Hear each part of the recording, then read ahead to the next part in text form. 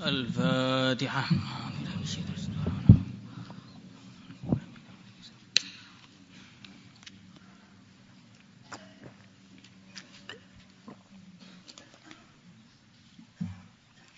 الفاتحة.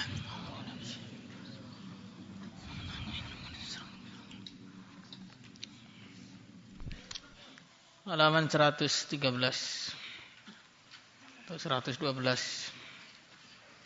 Hadis 595.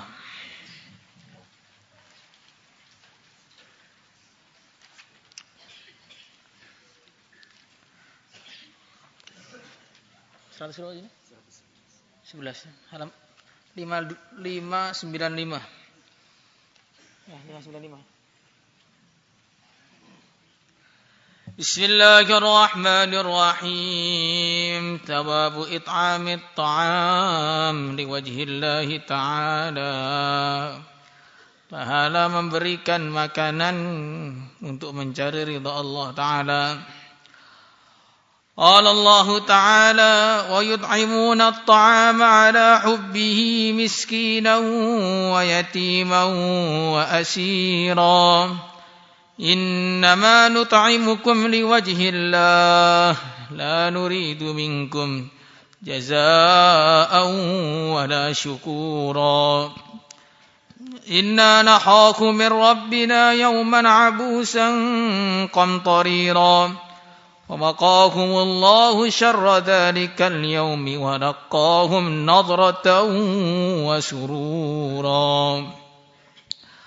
Wa yut'imuna, dan mereka memberikan at-ta'ama makanan ala hubbihi atas kecintaan mereka kepada makanan, miskinan kepada orang miskin, wa yatiman dan kepada anak yatim, wa asiran dan kepada tawanan.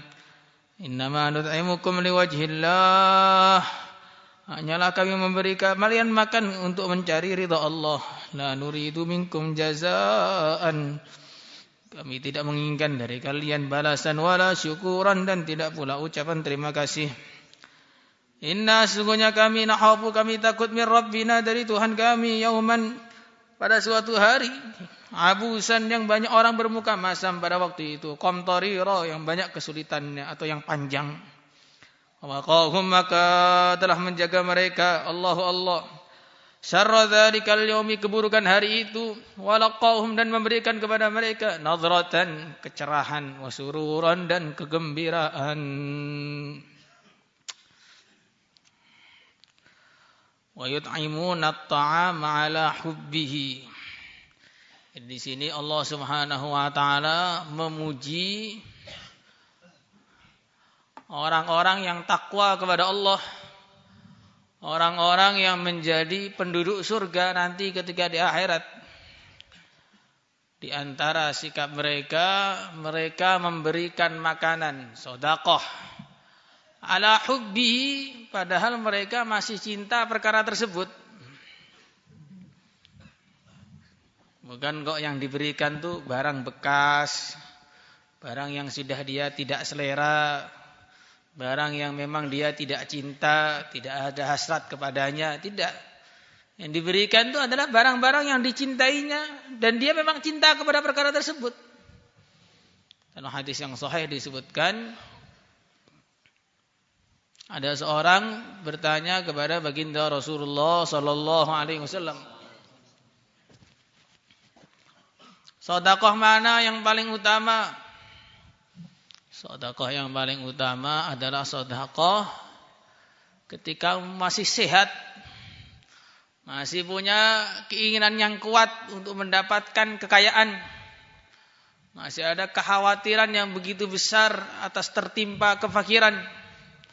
Ketika itu kamu sedekah, maka kamu akan mendapatkan pahala yang luar biasa besarnya.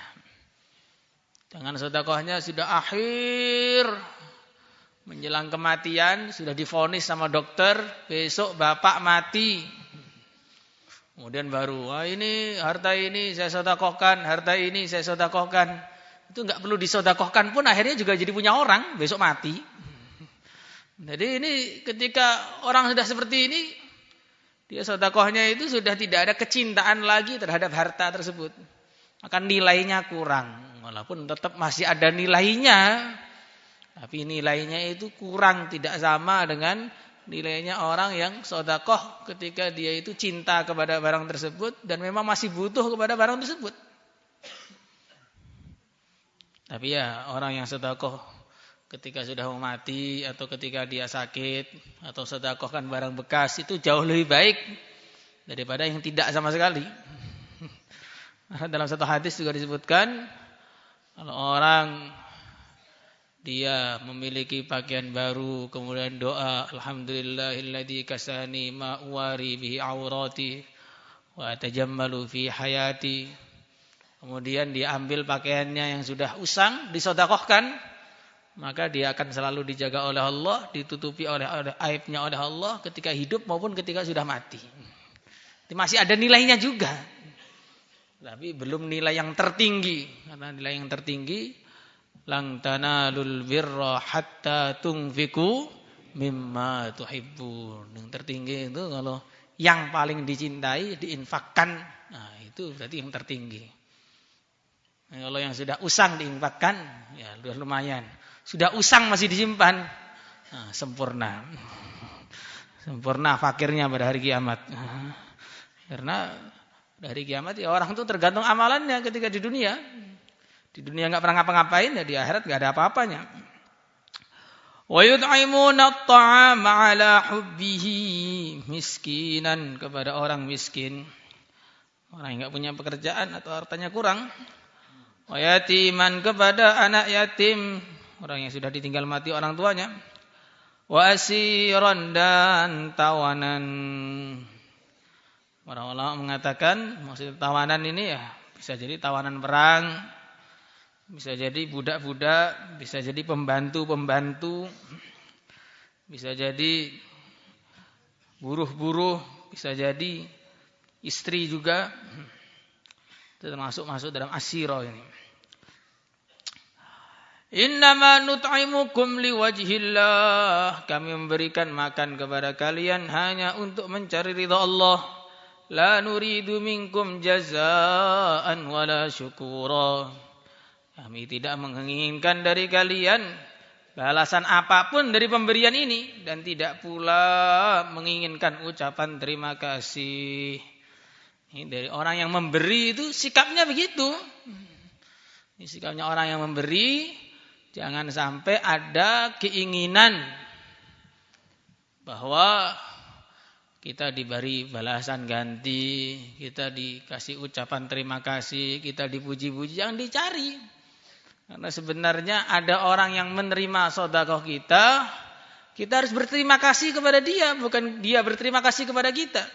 Sebab dengan dia mau menerima sedekah kita mendapatkan pahala yang enggak ada bandingannya daripada sedekah yang kita keluarkan. Maka jangan mencari ucapan terima kasih. Bahkan kalau yang dikasih itu tidak pernah mengucapkan terima kasih, kita harus lebih berterima kasih lagi. Karena berarti pahala kita utuh sempurna di akhirat. Karena kadang-kadang kalau orang tuh ngasih orang lain, kemudian dia mengucapkan terima kasih, dia pengen ngasih lagi, biar dapat ucapan terima kasih lagi. Dia pengen ngasih lagi, biar dapat ucapan terima kasih lagi. Akhirnya pahalanya sudah mulai berkurang. Tapi kalau setiap ngasih diingkari, setiap ngasih tidak dihargai, setiap ngasih malah dicaci, itu sempurna pahalanya di akhirat. Enggak ada seorang ulama yang kaya raya. Beliau ini hari-hari infak kepada keluarganya. Keluarganya, kakak-kakaknya, adik-adiknya, sepupu-sepupunya, Masya Allah, keponakan kemudian kasih semua. Kasih bangunan, kasih rumah, kasih ini, kasih itu, macam-macam dikasih. Tapi yang dikasih itu tidak pernah mengucapkan terima kasih walaupun sekali. Setiap dikasih bilangnya, ini memang hak saya. Padahal nggak pernah kerja, nggak pernah apa. Setiap dikasih, ini memang hak saya. Dan ngasihnya bukan 1.000, 2.000, atau miliar, 2 miliar, 3 miliar. Ini memang hak saya. Nggak tahu hak apa itu, nggak tahu. Maka ulama tadi menceritakan kepada muridnya, saya bersyukur punya keluarga-keluarga yang tidak pernah bersyukur. Sebab karena mereka tidak pernah bersyukur, pahala saya sempurna ketika di akhirat nanti.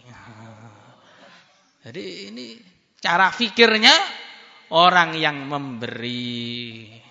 Beda dengan cara fikirnya orang yang diberi. Ada tuntutan beda lagi. Malam yashkurin nas, lam yashkurillah. Man u'tiya ata'an fawajada falyazzi. Fa illam yajid fal yasni. Fa man athna faqad syakar wa man katama faqad kafar. Kama jaa fil hadits. Orang yang diberi sesuatu hendaknya dia membalas dengan yang setimpal, minimalnya. Kalau tidak bisa, hendaknya dia memuji pemberian itu. Karena orang yang mau memuji pemberian, dia berarti sudah bersyukur. Yang diam saja sudah kufur. Tuntutan agama ini beda-beda. Pemberi dituntut untuk tidak meminta terima kasih. Yang diberi dituntut, penerima dituntut untuk berterima kasih. Dan dua-duanya harus dikerjakan kepada masing-masingnya. Jangan dibalik. Yang memberi selalu nuntut untuk berterima kasih kepada orang yang dikasih. Kemudian yang menerima selalu menuntut, kamu tuh yang ikhlas, jangan minta terima kasih. Akhirnya dua-duanya jadi gak beramal dua-duanya. Seperti orang kaya, dia harusnya mengamalkan atau menghafalkan hadis-hadis tentang infak. Orang-orang miskin, dia menghafalkan hadis-hadis tentang sabar. Kalau dibalik, ya nggak jadi amal. Orang miskin selalu ngomong, sedekah ini pahalanya besar. Orang kaya bilang, sabar pahalanya besar. Akhirnya dua-duanya nggak amal. Yang ngoceh aja begitu. Jadi tuntutan agama ini semua harus dipraktekkan kepada orangnya masing-masing. Anak punya tuntutan untuk berbakti kepada orang tuanya. Orang tua punya tuntutan menyayangi anaknya. Dua-duanya dipraktekkan. Addu ilaihim haqqahum wasalullaha haqqakum, kata Nabi. Kerjakanlah apa yang menjadi kewajiban kamu, kewajiban orang lain itu bukan urusan kamu. Urusan anak, dia berbakti kepada orang tuanya. Jangan kemudian menuntut harus disayangi. Apalagi kemudian ada yang tanya, Ustaz, ada enggak orang tua yang durhaka kepada anaknya? Kalau anak durhaka kan ada. Kalau orang tua durhaka ada apa enggak? Ya enggak ada orang tua durhaka bagaimana. Kamu durhaka, tanya seperti itu. Jadi tuntutannya berbeda-beda. Seorang ustadz, seorang guru punya tuntutan mengajari santrinya dengan lemah lembut, dengan sebaik-baiknya, menghargai santri-santri. Karena sealim apapun seorang ustadz, kalau enggak ada santrinya enggak jadi alim dia. Jadi ustadz itu bisa jadi hebat karena ada muridnya. Ustadz tanpa murid langsung hilang kehebatannya. Begitu juga santri harus menghargai ustadznya, menghormatinya. Nah, walaupun ustadz itu ustadz lama.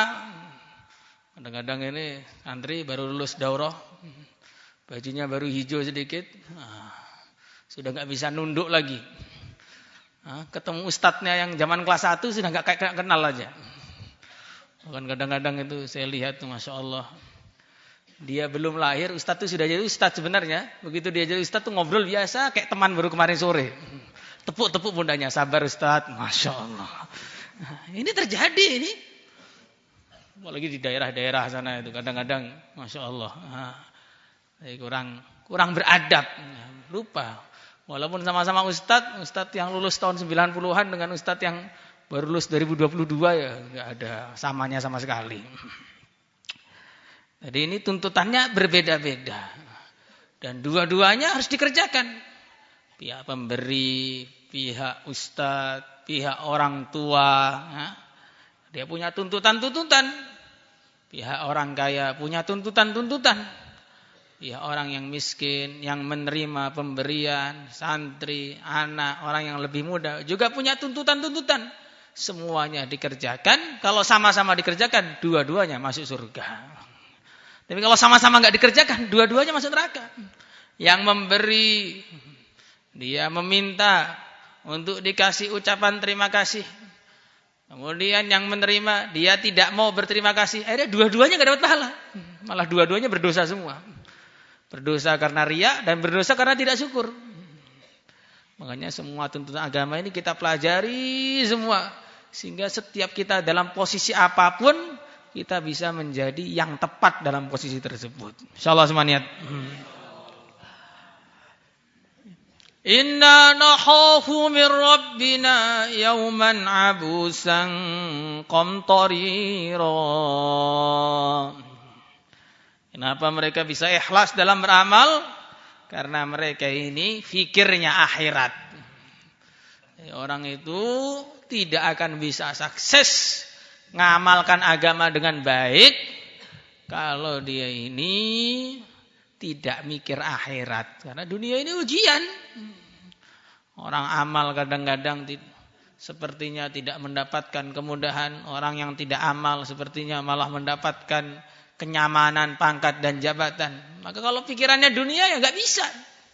Tapi kalau pikirannya akhirat maka mudah. Walaupun malam yang begitu dingin, maka dia akan mudah untuk bangkit tahajud. Walaupun harta yang begitu sedikit, dia mudah untuk berinfak. Walaupun malas yang begitu berat, dia tetap saja ngaji dengan sungguh-sungguh.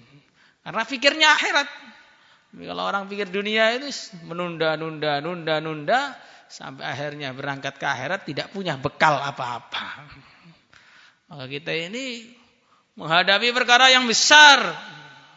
Kubur itu perkara besar, hisab itu perkara besar, mahsyar perkara besar, sirat perkara besar, masuk surga, selamat dari neraka itu kebahagiaan yang besar. Naudzubillah, masuk neraka itu juga musibah yang besar. Maka jangan sampai untuk menghadapi perkara besar kita persiapannya dengan perkara kecil atau persiapannya main-main. Yang kita hadapi ini bukan perkara main-main, maka jangan menghadapinya dengan main-main. Ahli dunia saja, padahal yang dicari adalah urusan dunia, urusan yang kecil, hanya 60 tahun, 70 tahun saja. Mereka begitu semangat. Kalau ngomong sudah berapi-api. Ini masalah masa depan kita ini. Ini masalah hidup atau mati. Ini adalah untuk demi stabilitas nasional. Ngomongnya sudah berapi-api begitu. Maka kita jawab saja, ini bukan urusan masa depan pikiranmu itu. Ini mau masuk surga atau masuk neraka ini. Jangan kalah sama ahli dunia. Ahli dunia nyari pangkat dan jabatan yang 5 menit saja itu serius. Masa ahli akhirat mau nyari surga kok gak serius, ngontak, ngantuk. Ngantuk itu istiqomah. Sudah dikasih tahu ngantuk lagi, gak merasa lagi. Saya itu apa tuh? Saya gak ngantuk. Cuma termenung sebentar. Tiba-tiba 9:30. Termenung sebentar, tiba-tiba wisuda. Walaupun bajunya hijau gak ada isinya. Jadi yang kita hadapi besar. Maka orang iman itu ciri khasnya apa? Ciri khasnya di dunia ini selalu khawatir terus. Disebutkan dalam Al-Quran, Inna kunna qablu fi ahlina musyfiqin. Kami dulu di keluarga kami, di dunia ini selalu khawatir terus. Ketika di dunia selalu khawatir, famannallahu alaina wa waqana adzabas samum. Maka Allah memberi anugerah kepada kami dan dijaga dari neraka jahanam. Tapi kalau orang kafir, ciri khasnya apa? Kehidupannya di dunia bahagia terus. Amma man utiya kitabahu bisimalihi famma man utiya kitabahu wara'a dhahrihi fasawfa yad'u thubura wa yasla sa'ira innahu kana fi ahlihi masrura. Di dunia dulu itu masrur, gembira terus. Loncat-loncat, muter sana, muter sini kayak enggak jelas. Pokoknya enggak pernah nangis. Ahli dunia ini tidak pernah nangis kecuali perkara-perkara yang remeh yang dia tangisi. Gembira terus, foya-foya terus. Foya-foyanya sudah dihabiskan di dunia, di akhirat tinggal nerakanya saja. Kalau orang iman di dunia sudah dihabiskan sedihnya, ketika di dunia sudah habis, sedih terus. Sampai di akhirat tinggal enaknya saja. Sekarang milih sedih 60 tahun, kemudian enak selamanya, atau enak 60 tahun, kemudian sedih selamanya. Milih mana? Enak dua-duanya. Mesti begitu. Atina fid dunya hasanah. fil akhirati hasanah. Dua-duanya, jangan satu-satu. Semoga begitu. Tapi di dunia ini walaupun mau enak pun akhirnya tetap enggak enak. Darun mata ma adhakat abkat ghadan bi'san laha min dari. Di dunia ini mau seenak apapun nanti lama-lama jadi enggak enak. Tidur. Pecinta-pecinta tidur tuh. Saya ini libur mau tidur 20 jam. Ya, kamu koala apa manusia? Kalau koala ya kuat 20 jam itu. Kalau manusia ya baru 8 jam ya nanti sudah bangun, sudah sakit semua. Saya lapar mau makan 10 piring, sak piring-piringnya kalau perlu. Baru 2 piring saja sudah enggak kuat. Mau enak jadi enggak enak. Itulah dunia. Jadi apalagi yang enggak enaknya. Makanya kalau di dunia ini pengen enak malah jadi enggak enak. Tapi kalau pengen mujahadah malah jadi enak. Suatu ketika seorang santri begitu belajar masuk santri baru dikasih nasihat sama gurunya. Kamu di pondok ini makanlah yang enak, tidurlah yang nyenyak. Maka santrinya bingung, Pak Yai, ini mau mujahadah kok malah disuruh makan yang enak, tidur yang nyenyak, ini bagaimana ini? Maka beliau mengatakan, kamu di sini puasa terus. Nanti kalau puasa itu lauk sore itu apapun jadi enak. Kamu tahajud yang panjang, pagi mutolaah, sungguh-sungguh. Nanti kalau sudah capek tidurnya pun nyenyak, walaupun di tangga masjid pun nyenyak. Tapi jangan di Gang Sulu, jangan. Jadinya di dunia ini orang mau mujahadah malah jadinya enak. Tapi kalau orang tidak mau mujahadah jadinya malah tidak enak. Itu sudah anugerahnya Allah bagi orang-orang yang mau usaha sungguh-sungguh. Di pondok ini kalau orang mau mujahadah tiap hari baca Quran terus, nanti pas khatam itu akan mendapatkan kenikmatan yang luar biasa.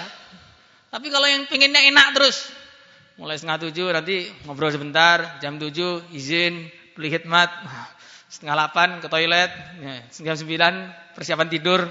Ya begitu terus itu enggak akan pernah merasakan kenikmatan karena sampai 10 tahun pun enggak pernah khatam. Jadi orang itu kalau pengennya enak malah enggak pernah enak. Karena kenikmatan mendapatkan satu keberhasilan urusan agama ini satu kenikmatan yang tidak bisa diceritakan, tidak bisa diungkapkan oleh kata-kata. Sekarang kan sukanya ngomong gitu, tidak bisa diungkapkan sama kata-kata. Lah itu ngomong apa enggak kata-kata itu? Fawaqahumullahu syarra dzalikal yaum. Maka Allah menjaga mereka dari keburukan hari itu. Walaqahum, dan memberikan kepada mereka nadratan, kecerahan, wasururan, dan kebahagiaan. Di dunia wadahnya sudah pucat pasi karena banyak menangis, takut kehilangan ridho ilahi. Di akhirat wajahnya bercahaya seperti bulan purnama. Tidak perlu pakai skincare, MS Glow, tidak perlu. Tidak perlu pakai yang glowingnya cukup dengan air wudu saja. Qauluhu ta'ala, inna hadza kana lakum jazaa'an wa kana sa'yukum mashkura. Disebutkan banyak sekali nikmat-nikmat surga. Ini adalah hadiah, balasan bagi apa yang kamu kerjakan ketika di dunia, dan semua usahamu diterima oleh Allah. Wa an Abdullah bin Amr bin al-As radhiyallahu ta'ala anhuma anna rajulan sa'ala an-nabiy sallallahu alaihi wasallam ayyul islami khair, manakah Islam yang paling baik? Qal tut'imut ta'am, memberi makanan, wa taqra'us salam, dan mengucapkan salam ala man arafta wa man lam ta'rif, kepada orang yang kamu kenal dan kepada orang yang tidak kamu kenal. Mengucapkan salam ini amalan yang sudah banyak ditinggalkan. Ketika amal itu sudah banyak ditinggalkan, orang itu akhirnya jadi merasa aneh kalau amalan itu dikerjakan lagi. Ya, banyak sekarang ini kalau kita salam kepada orang di jalan, assalamualaikum, nanti kuwaget, nggih, jadinya begitu. Atau iye, Iya, gimana iya? Budayakan iya. Jadi bingung tuh, disalamin tuh bingung. Bahkan ada satu rombongan itu dikirim ke satu tempat. Maka akhirnya orang-orang tempatan itu laporan kepada ulama setempat, ini ada rombongan sesat di tempat kami ini. Kenapa kok bisa sesat? Iya, tiap hari mereka sholat 5 waktu di masjid. Kenapa kok bisa sesat? Setiap ketemu orang Islam mengucapkan salam.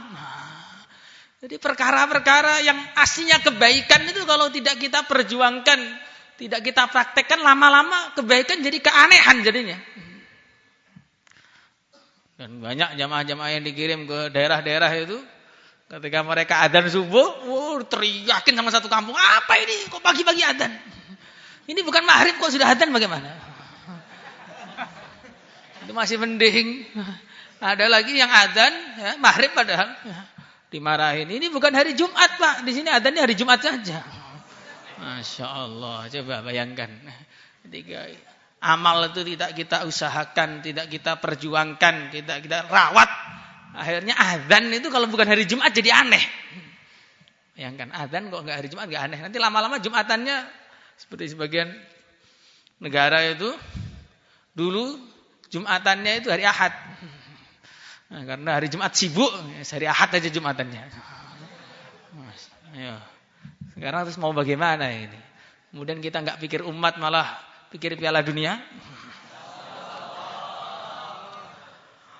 Wa anhu qala Rasulullah sallallahu alaihi wasallam, "Ubudur Rahman." Sembahlah Allah yang Maha Rahman, at'imut ta'am, dan berilah makanan, wa afsus salam, dan sebarkanlah salam, tadkhulul jannata bisalam, bisalam, kalian akan masuk surga dengan selamat. Rawahu Tirmidzi. Di sini didahului dengan u'budur Rahman, sembahlah Allah yang Maha Rahman, menunjukkan amalan-amalan yang setelahnya kalau dikerjakan tanpa keimanan kepada Allah Subhanahu wa taala tidak ada gunanya. Qadimna ila ma 'amilu min 'amal faj'alnahu haba'an mantsura. Ada orang-orang yang amal tapi amalnya itu bukan tidak melalui prosedur, tidak masuk Islam terlebih dahulu, ya ini enggak diterima. Seperti orang masuk kelas tiap hari, ujian bisa jawab semua, begitu pengumuman nilai namanya tidak ada. Maka dia protes, ini nama saya kok tidak ada, kenapa ini? Saya masuk terus tiap hari ini. Yang kadang-kadang masuk, kadang-kadang tidak, malah ada namanya. Iya, kamu jangan marah dulu, soalnya kamu belum daftar di sini ini. Walaupun sudah 10 tahun kok belum pernah daftar, ya akhirnya nggak ada namanya. Begitu juga orang berbuat baik, tapi tidak daftar dengan asyhadu an la ilaha illallah anna Muhammadar Rasulullah, semua perbuatannya tidak ada nilainya. Wa an Nabi Malik al-Asy'ari radhiyallahu ta'ala anhu 'anil Nabi sallallahu alaihi wasallam qala, inna fil jannati ghurafan, sesungguhnya di surga ada ruangan-ruangan, kamar-kamar, yura dhahiruha min batiniha, yang tampak luarnya dari dalamnya, wa batinuha, dan luarnya, min dhahiriha, dari batin, dan dalamnya min dhahiriha, dari luarnya. Tapi dengan keindahan, bukan kok transparan gitu saja, enggak. Indah tentunya. Untuk siapa ruangan itu? Adallahu ta'ala. Allah menyiapkan ruangan tadi, liman at'amat ta'am, bagi orang yang memberikan makanan. Wa assalam, menyebarkan salam. Wa shalla, dan dia salat, wan nasu niyam, sedangkan manusia pada tidur semua. Jadi kalau kita ini membikin amalan dikala orang-orang lain tidak berani korban untuk amalan itu, maka kita akan dapat pahala lebih. Disebutkan dalam satu riwayat, ada orang sedang duduk-duduk di surga. Ketika tengah-tengah duduk, dia melihat ada orang naik kuda yang begitu indah, terbang ke sana kemari. Maka dia tanya, bagaimana mereka kok bisa dapat kuda-kuda yang begitu indah itu, bagaimana? Maka para malaikat menjawab, itu disebabkan mereka suka berpuasa sedangkan kamu makan saja. Disuruh puasa itu nggak mau. Kalau nggak Ramadan nggak puasa. Kadang-kadang Ramadan pun alasan safar tidak berpuasa. Tidak mau puasa. Kemudian mereka ini berjuang, sedangkan kamu di rumah saja. Mereka ini selalu tahajud di malam hari, sedangkan kamu bangunnya setelah terbit matahari. Bahkan sebagian setelah tenggelamnya matahari, baru bangun lagi. Jadi ketika orang itu punya pengorbanan lebih, orang-orang sedang tidur, dia bangkit berdiri. Orang-orang tidak mau infak, dia infak. Orang-orang sibuk dengan dunia, dia mikir akhirat. Orang-orang ingat makhluk, dia ingat kepada Allah. Maka nanti di sini dia akan mendapatkan pahala yang istimewa. Sebaliknya, nah ini harus diperhatikan. Kalau orang itu kondisi orang-orang taat kepada Allah, kok dia malah lalai kepada Allah, hukumannya juga lebih. Yang lain pada melek, tidur sendiri. Yang lain itu al-had korban, cuma ngambil dagingnya orang lain. Nah, yang lain masuk kelas, dia muter-muter. Nah, ini dosanya lebih besar. Karena orang itu ada 3 tingkatan. Nah, tingkatan yang tertinggi, itu ketika orang tidak amal, dia amal. Tingkatan yang nomor 2, orang amal, dia amal. Orang tidak amal, dia tidak amal. Masih mending. Ini tingkatan yang ketiga, orang sedang sibuk amal, dia sibuk meninggalkan amal. Ini bahaya bagi para santri ini, karena santri ini suasana amal. Maka yang alfa, yang bolos, yang ngantuan, itu semuanya ini masuk dalam ancaman ini. Ini ancaman orang-orang di tengah orang beramal, dia malah tidak beramal. Kadang-kadang kelihatannya sama-sama duduk. Ini semua, ini duduk semua. Gak ada yang baring. Berani baring rata lah. Rata lantai. Gak ada yang baring. Semua duduk semua. Tapi duduknya ada yang mikir ngaji, duduknya ada yang lihat kitab, duduknya ada yang mikir makan sore. Ini kok gak selesai-selesai dari tadi. Nilainya ya beda-beda. Ada lagi yang pikirannya sok tahu sekali. Ini lebih parah lagi jadinya. Jadi pikiran yang begini-begini itu nanti tulisannya di catatan amal kita ya beda-beda. Ini pikiran ngaji, ini pikiran amal, ini persiapan ini persiapan makan, ini beda-beda. Makanya kita harus perbaiki amal kita. Insyaallah semangat. Allahumma shalli ala sayyidina Muhammad wa ala ali sayyidina Muhammad. Alhamdulillahirabbil alamin. Allahumma anfa'na ma 'allamtana wa 'allimna ma yanfa'una wa zidna 'ilma. Alhamdulillah ala kulli hal wa na'udzu billahi min hali ahli an-nar. Ya qadiyal hajat ya kafiyal muhimmat. Iqdi hawaijana waqfina muhimmatina. همات الدنيا والآخرة صلى الله وسلم على سيدنا مولانا محمد الحمد لله رب العالمين صلاة